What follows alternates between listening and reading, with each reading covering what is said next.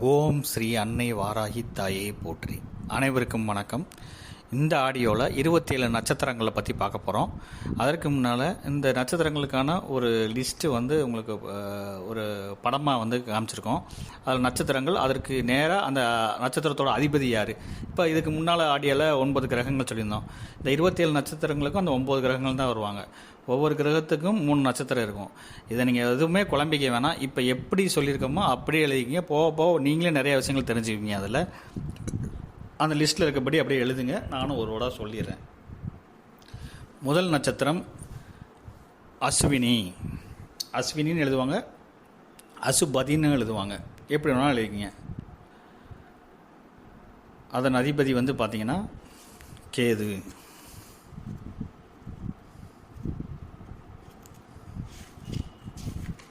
இரண்டாவது பரணி. அதோட அதிபதி பார்த்தீங்கன்னா சுக்கிரன். மூன்றாவது கார்த்திகை. கிருத்திகை ரெண்டில் எப்படி வேணாலும் எழுதலாம். கார்த்திகை கிருத்திகை எப்படி வேணாலும் எழுதலாம். அதன் அதிபதி சூரியன். மூன்றாவது கிருத்திகை, அதன் கார்த்திகை அல்லது அதனோட அதிபதி சூரியன்.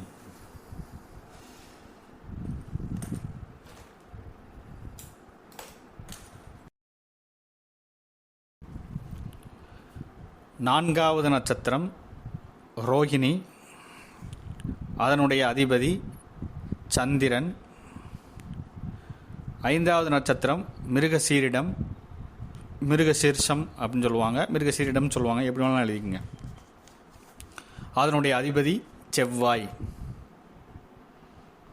ஆறாவது நட்சத்திரம் திருவாதிரை. அதனுடைய அதிபதி ராகு. ஏழாவது நட்சத்திரம் புனர்பூசம். அதனுடைய அதிபதி குரு. எட்டாவது நட்சத்திரம் பூசம். அதனுடைய அதிபதி சனி. ஒன்பதாவது நட்சத்திரம் ஆயில்யம். அதனுடைய அதிபதி புதன். இப்போ இந்த 1லிருந்து 9 நட்சத்திரங்கள் வரைக்கும் பார்த்தீங்கன்னா 9 கிரகங்கள் வந்திருக்கும். நம்ம ஏற்கனவே கொடுத்த சூரியன் சந்திரன் செவ்வாய் அந்த மாதிரி ஆர்டரில் இருக்காரு, மாறி இருக்கும். இது தசாபுத்தி இந்த வரிசையில் தான் எடுப்பாங்க. நீங்கள் தசாபுத்தினா என்ன அதெல்லாம் போட்டு குழப்பிக்காதீங்க, நம்ம பின்னால் பார்ப்போம். சரிங்களா? இப்போ என்ன சொல்லியிருக்கோமோ அதை எழுதிக்கிங்க. இது எப்படி இந்த ராசி மண்டலத்துக்குள்ளே அமைச்சிருக்காங்க அப்படிங்கிறத நாளைக்கு வகுப்பில் நம்ம பார்ப்போம். ஒவ்வொரு ராசியும் பார்த்தீங்கன்னா 2 நட்சத்திரம் 2.25 நட்சத்திரம்னு சொல்லுவாங்க. அதாவது 2 நட்சத்திரம் அப்படிங்கிறது 8 பாதம்.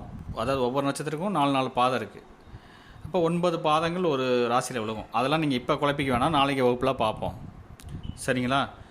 அப்போ அடுத்த இது மேச மண்டலம்பாங்க. மேசம், ரிஷபம், மிதுனம், கடகம் வரைக்கும் மேச மண்டலம். அடுத்து சிம்ம மண்டலம் சொல்லக்கூடிய இதில் 5வது ராசியில் சிம்மம், கன்னி, துலாம், விருச்சகம் வரும். இதே ஆர்டரில் வரும். கிரகத்தோட ஆர்டரில் நட்சத்திரங்கள் வரும்.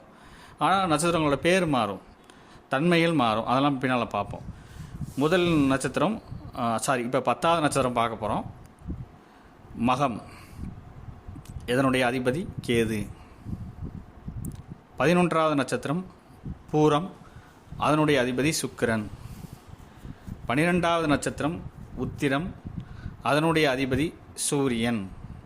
13வது நட்சத்திரம் ஹஸ்தம். அதனுடைய அதிபதி சந்திரன். 14வது நட்சத்திரம் சித்திரை. அதனுடைய அதிபதி செவ்வாய். 15வது நட்சத்திரம் சுவாதி.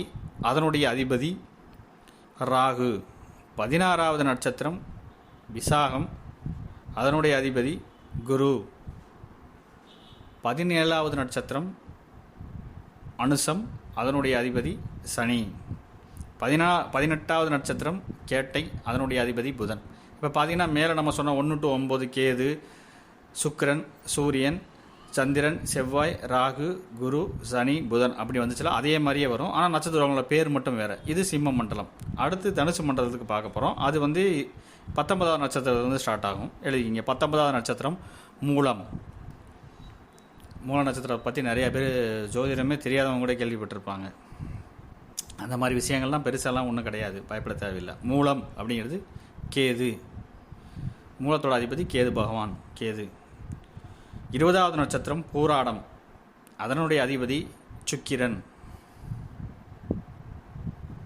21வது நட்சத்திரம் உத்திராடம், அதனுடைய அதிபதி சூரியன். 22வது நட்சத்திரம் திருவோணம், அதனுடைய அதிபதி சந்திரன்.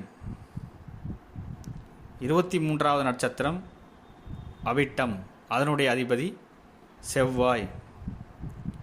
24வது நட்சத்திரம் சதயம், அதனுடைய அதிபதி ராகு.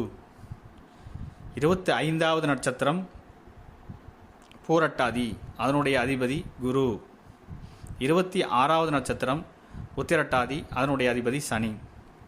27வது நட்சத்திரம் ரேவதி, அதனுடைய அதிபதி புதன். இப்போ பார்த்தீங்கன்னா திருப்பி அதே 9 வந்திருக்கும். இது தனுசுலேருந்து மீனம் வரைக்கும் அந்த 4 ராசிகள் தனுசு மண்டலம் அப்படிங்கிற மாதிரி. மேச மண்டலம், சிம்ம மண்டலம், தனுசு மண்டலம். இதை நீங்கள் பெருசாக குழப்பிக்க வேணாம். இப்போ நான் கொடுத்துருக்க லிஸ்ட்டில் எப்படி இருக்கோ அதே மாதிரி எழுதிக்கிங்க. இந்த மண்டலம் அதெல்லாம் நம்ம அப்புறம் பார்ப்போம், சரிங்களா?